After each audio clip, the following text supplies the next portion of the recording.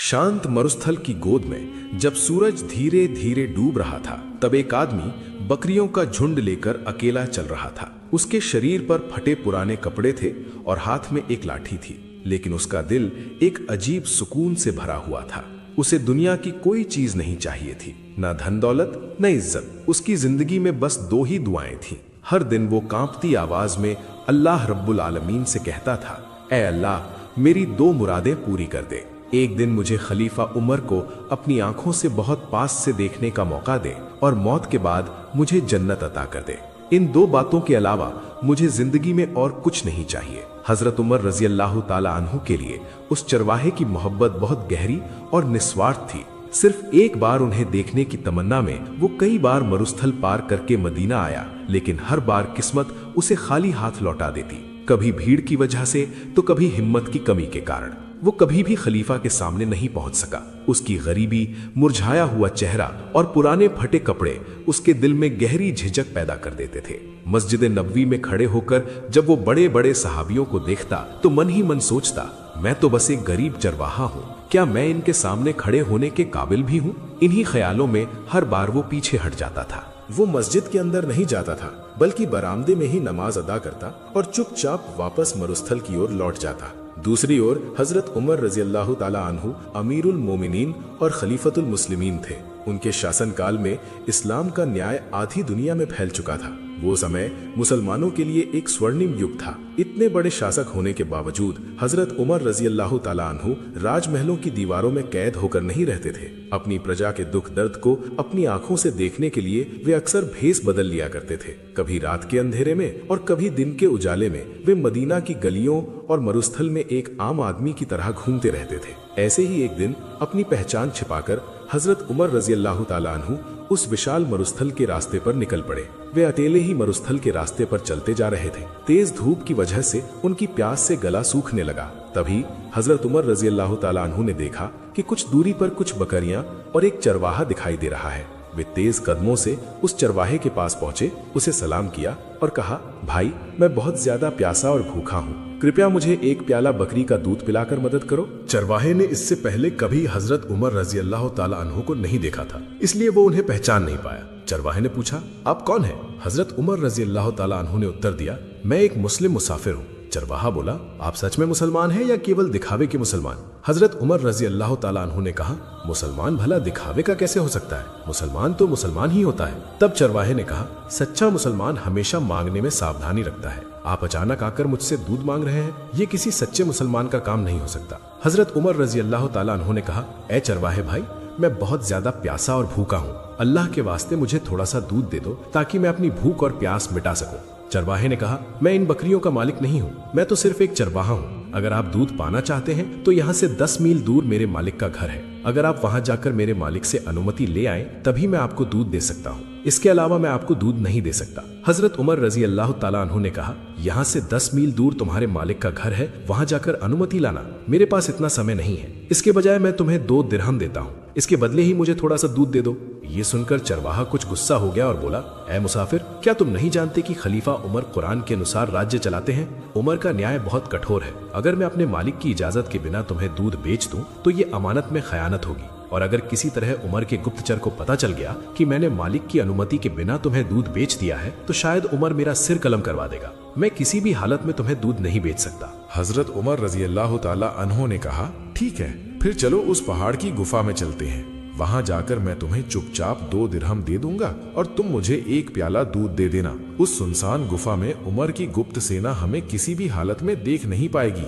ये सुनकर चरवाहा और ज्यादा नाराज हो गया और गुस्से में हजरत उमर रजी अल्लाह ताला अन्हु से बोला, मैं तो अब तक यही समझ रहा था कि आप दिखावे के मुसलमान हैं, लेकिन अब मुझे लग रहा है कि आप तो मुनाफिक हैं। जब चरवाहे ने हजरत उमर रजी अल्लाह ताला अन्हु को मुनाफिक कहा, तब हजरत उमर रजी अल्लाह ताला अन्हु का पूरा शरीर गुस्से से लाल हो गया। लेकिन वो एक महान नेता थे और उस समय भेष बदल कर आए थे, इसलिए उन्होंने अपने गुस्से पर काबू रखा। बहुत ही नरम लहजे में उन्होंने चरवाहे से पूछा, तुमने मुझे मुनाफिक क्यों कहा? चरवाहे ने कहा, मैंने तो आपको पहले ही बता दिया था कि ये बकरियां मेरे मालिक की हैं। मेरे मालिक की अनुमति के बिना मैं आपको दूध नहीं दे सकता। अगर मैं मालिक की इजाजत के बिना आपको दूध बेच दूं तो हो सकता है उमर की गुप्तचर सेना ना देख पाए, मेरा मालिक भी ना देख पाए, लेकिन अल्लाह रब्बुल आलमीन तो जरूर देखेंगे।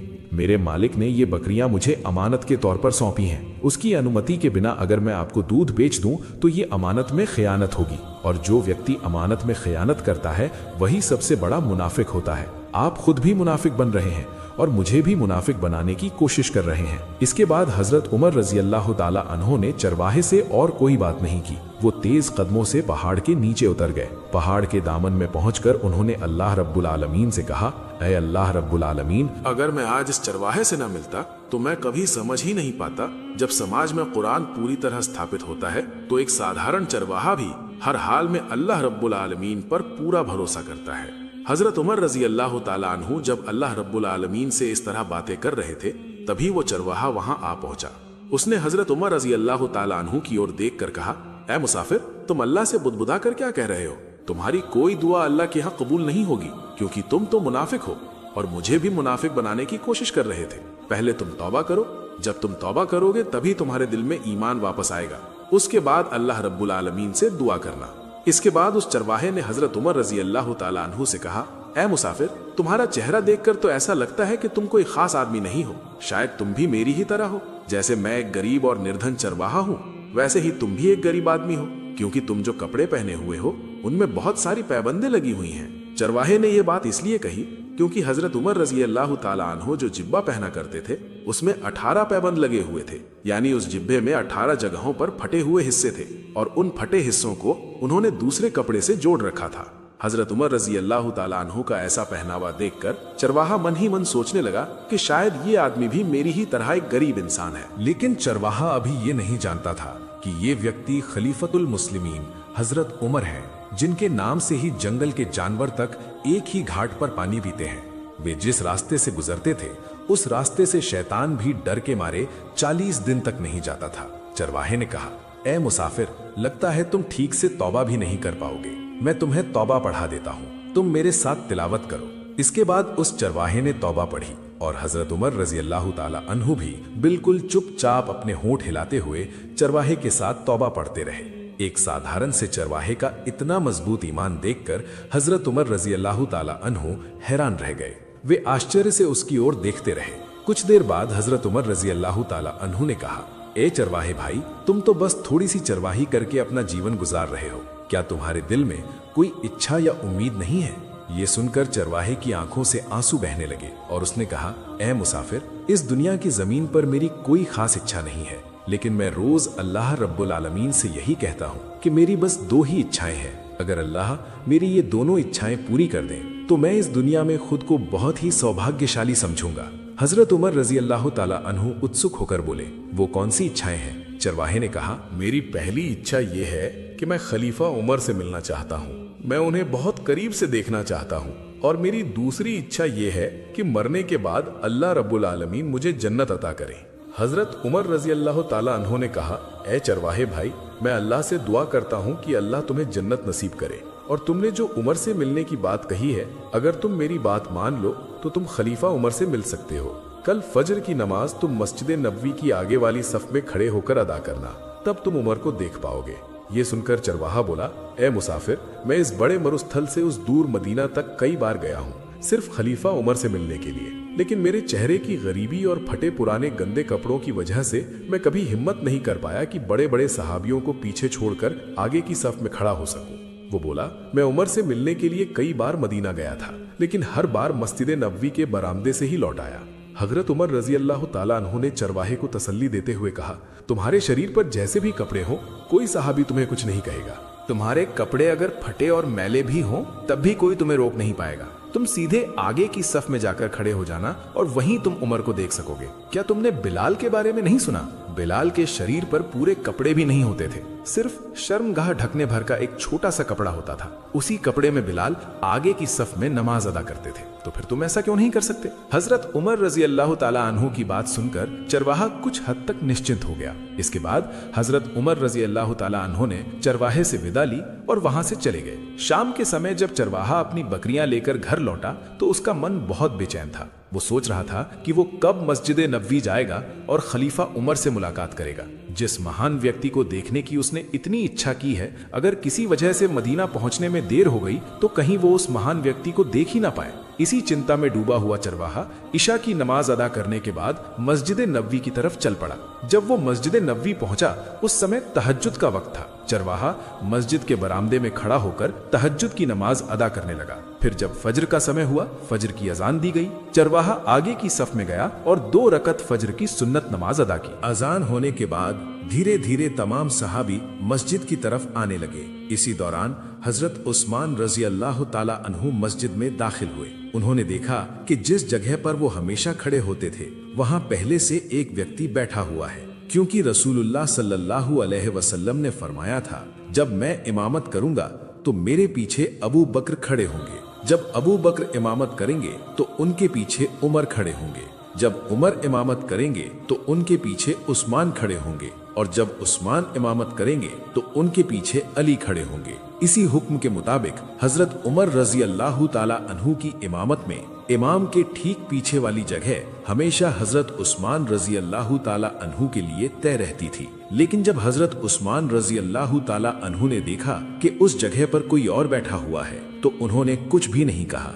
वो उसी चरवाहे के पास खड़े हो गए और वहीं 2 रकात फज्र की सुन्नत नमाज अदा की। तब वो चरवाहा सोचने लगा कि मैं पहली सफ में आकर बैठ गया हूँ, लेकिन आज अगर मेरी खलीफा उमर से मुलाकात हो गई तो इसके बाद मैं कभी पहली सफ में नमाज अदा करने नहीं आऊंगा। चरवाहे की ये बात सुनकर हजरत उस्मान रजी अल्लाह ताला अन्हु ने कहा, भाई चरवाहे, तुम रोज ही पहली सफ में आकर नमाज अदा किया करो, तुम्हें कोई रोकने वाला नहीं है। मैंने तुम्हें पहले कभी नहीं देखा था, इसलिए पहचान नहीं पाया। इसके बाद जब फर्ज नमाज का समय हुआ तो मुअज्जिन खड़ा होकर इकामत देने लगा। उसी समय खलीफा उमर रजी अल्लाह ताला अन्हु मेहराब के पास वाले दरवाजे से आए। खलीफा उमर रजी अल्लाह ताला अन्हु मेहराब में दाखिल हुए और जब इमामत करने के लिए खड़े हुए तो उस चरवाहे ने उमर को देखते ही जोर से अल्लाहु अकबर कह दिया। चरवाहे की इस आवाज से पूरी मस्जिद नबवी जैसे ठहर सी गई। हजरत उस्मान रजी अल्लाह ताला अन्हु ने कहा, ए चरवाहे, तुमने लुकमा क्यों दिया? लुकमा तो तब दिया जाता है जब इमाम नमाज में कोई गलती करे। इमाम ने तो अभी नमाज शुरू भी नहीं की है, फिर तुमने लुकमा क्यों दिया? चरवाहे ने जवाब दिया, कल मरुभूमि में जिस मुसाफिर से मेरी मुलाकात हुई थी वही तो ये है। मैं इसे इमामत की जगह पर खलीफा उमर को देखना चाहता था, मैं इस मुसाफिर को नहीं देखना चाहता। ये मुसाफिर तो एक पाखंडी मुसलमान है, ये खुद भी मुनाफिक है और मुझे भी मुनाफिक बनाने की कोशिश कर चुका है। जिस जगह खड़े होकर हजरत उमर इमामत करेंगे, अगर उसी जगह मुझे ये मुनाफिक मुसाफिर दिखाई देता है तो मेरे पास लुकमा देने के अलावा कोई और रास्ता नहीं बचेगा। चरवाहे की ये बात सुनते ही मस्जिद नबवी में मौजूद सभी सहाबा जोर जोर से कहने लगे, इस पागल को पहली सफ में जगह किसने दी? इतनी बड़ी हिम्मत कैसे हुई इसकी? ये हमारे खलीफा को मुनाफिक कह रहा है, ये हमारे खलीफा को पाखंडी कह रहा है। इस पागल को अभी पहली सफ से बाहर निकालो। हजरत उमर रजी अल्लाह ताला अन्हु ने तमाम नमाजियों को संबोधित करते हुए कहा, अतीउल्लाह व अतीउर रसूल व उलिल अम्र मिनकुम, अर्थात अल्लाह की आज्ञा का पालन करो, रसूल की आज्ञा का पालन करो और अपने नेताओं की आज्ञा का पालन करो। मैं उमर तुम्हारा नेता हूँ। मैं कहता हूँ कोई भी व्यक्ति एक शब्द भी न बोले, मस्जिद के अंदर कोई अफरा तफरी न फैलाए। हजरत उमर रजी अल्लाह ताला अन्हु की इस घोषणा के बाद पल भर में मस्जिद नबवी में सन्नाटा छा गया। इसके बाद हजरत उस्मान रजी अल्लाह ताला अन्हु ने कहा, ए चरवाहे भाई, जिसे तुम मुसाफिर कह रहे हो वही हमारे खलीफा अमीरुल मोमिनीन खलीफतुल मुस्लिमीन हजरत उमर रजी अल्लाह ताला अन्हु हैं। जिस व्यक्ति को देखने की इच्छा उसने जीवन भर की थी, उसी व्यक्ति को उसने मुनाफिक और पाखंडी कह दिया। ये सोचते सोचते चरवाहा बेहोश होकर गिर पड़ा। इसके बाद हजरत उमर रजी अल्लाह ताला अन्हु और कुछ सहाबा ने मिलकर उस चरवाहे को होश में लाया। हजरत उमर रजी अल्लाह ताला अन्हु ने कहा, इस चरवाहे ने मुझे पाखंडी कहा है, मुझे मुनाफिक कहा है और मुझे तौबा भी पढ़वाई है। इसका फैसला मैं जरूर करूंगा, लेकिन पहले नमाज पूरी कर ली जाए। इसके बाद मुअज्जिन ने दोबारा इकामत कही और हजरत उमर रजी अल्लाह ताला अन्हु ने नमाज शुरू। नमाज के सलाम फेरने के बाद हजरत उमर रजी अल्लाह ताला अन्हु उठे, आगे बढ़े और उस चरवाहे को अपने सीने से लगा लिया। फिर कहा, ए चरवाहे भाई, तुम्हारा ईमान बहुत मजबूत है। इसके बाद एक दिन हजरत उमर रजी अल्लाह ताला अन्हु मदीना की एक सुनसान राह से कहीं जा रहे थे। उस रास्ते के आसपास कोई घर नहीं था। थोड़ी दूर आगे बढ़ने पर उन्होंने देखा कि वहां एक झोपड़ी दिखाई दे रही है। हजरत उमर रजी अल्लाह ताला अन्हु उस झोपड़ी के पास पहुंचे और वहां जाकर कहा, अस्सलामु अलैकुम या अहलुल बैत। तुरंत ही घर के भीतर से एक वृद्ध महिला बाहर निकली। उस वृद्ध महिला का शरीर बहुत ही दुर्बल और जर्जर अवस्था में था। हजरत उमर रजी अल्लाह ताला अन्हु ने उससे पूछा, ए बूढ़ी माँ, ये इलाका तो बहुत ही निर्जन है, आसपास कोई घर नहीं है, तुम इस सुनसान जगह पर क्यों रहती हो? बूढ़ी औरत ने कहा, मेरे बेटे बेटियों ने मुझे छोड़ दिया है, इसी कारण मैं समाज से दूर इस निर्जन स्थान पर एक झोपड़ी में अकेली रहती हूँ। हजरत उमर रज़ियल्लाहु ताला अन्हु ने कहा, ए बूढ़ी माँ, क्या मदीना का शासक उमर तुम्हारी कोई खबर नहीं लेता? ये सुनते ही बूढ़ी औरत बहुत गुस्से में आ गई और बोली, तुम किस उमर की बात कर रहे हो? मैं किसी उमर तुमर को नहीं जानती। उमर मदीना का शासक बना है, लेकिन आज तक एक दिन भी मेरी खबर लेने नहीं आया। हजरत उमर रजी अल्लाह ताला अन्हु ने कहा, ए बूढ़ी माँ, हो सकता है उमर राज्य के कामों में बहुत व्यस्त रहता हो, लेकिन तुम खुद जाकर उससे मिल सकती हो और अपनी इस दुर्दशा के बारे में उसे बता सकती हो। तब बूढ़ी औरत बोली, मैं क्यों उमर के पास जाऊं? जब उमर मदीना का खलीफा बना है तो मदीना के सभी लोगों की जिम्मेदारी उमर की ही है। उमर को तो स्वयं मेरे पास आना चाहिए था और मेरी खोज खबर लेनी चाहिए थी। आज हो सकता है उमर मेरी कोई सुध न ले रहा हो, लेकिन कयामत के दिन मैं उमर के खिलाफ अल्लाह की अदालत में मुकदमा दर्ज करूंगी। बूढ़ी औरत की ये बात सुनते ही हजरत उमर रजी अल्लाह ताला अन्हु के पैरों तले जमीन खिसक गई। ऐसा लगा मानो उनके सर पर आसमान टूट पड़ा हो, क्योंकि जिस उमर ने पूरी जिंदगी सच और इंसाफ के रास्ते पर चलकर गुजारी, आज उसी उमर के खिलाफ ये बूढ़ी औरत शिकायत करने की बात कह रही थी। उन्होंने मन ही मन सोचा, अगर कयामत के मैदान में ये बूढ़ी औरत अल्लाह रब्बुल आलमीन के सामने मुझ पर ये इल्जाम लगाएगी तो मैं उमर अल्लाह के सामने क्या जवाब दूंगा। बूढ़ी औरत और हजरत उमर रजी अल्लाह ताला अन्हो के बीच बातचीत हो ही रही थी कि उसी रास्ते से हजरत अली रजी अल्लाह ताला अन्हो गुजर रहे थे। जब उन्होंने देखा कि खलीफा उमर वहां खड़े हैं तो वे उनके पास आए और सलाम किया, अस्सलामु अलैकुम या अमीर अल मोमिनीन। जैसे ही हजरत अली रजी अल्लाह ताला अन्हो ने अमीर अल मोमिनीन कहा, बूढ़ी औरत समझ गई कि यही तो हमारे खलीफा हजरत उमर हैं। ये समझते ही बूढ़ी औरत का चेहरा पीला पड़ गया और उसका गला सूखने लगा।